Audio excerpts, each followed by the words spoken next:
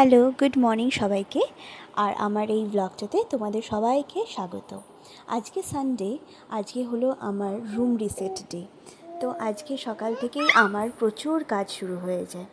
আগে যখন আমি কলেজে পড়তাম বা ইউনিভার্সিটিতে পড়তাম, ইভেন কি আমি যখন জব করতাম, তো স্যাটারডে সানডের মানে ছিল হলো একটা উইক অফ এবং রিল্যাক্সেশনের ডে।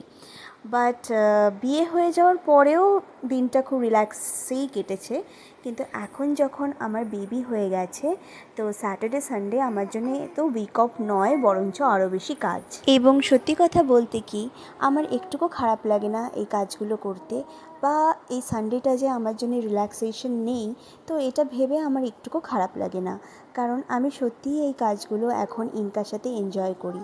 আমি ওকে অনেকটা ইনভলভ করে রাখি যখন আমি কাজ করছি। ইনফ্যাক্ট এখন যখন আমি ভয়েস ওভার দিচ্ছি এই ভিডিওটাতে, ইনকা আমার পাশে বসেই ইনভলভড কিছু কাজে। অ্যান্ড তোমরা হয়তো ওর গলার আওয়াজ শুনতেও পাচ্ছ।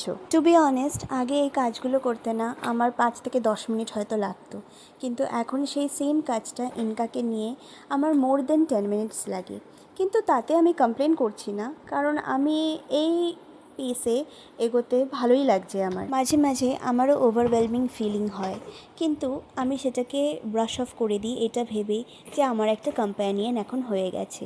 তোমাদের যাদের বেবি আছে, তোমাদেরও কি এরকম মনে হয়? আমাকে তোমরা কমেন্টে জানিও। আজ অনেকটা গল্প তোমাদের সাথে করলাম, মনটা খুব ভালো হয়ে গেল। তোমরা সবাই ভালো থেকো, সুস্থ থেকো এবং তোমাদের সানডেটা খুব ভালো কাটিও। টাটা।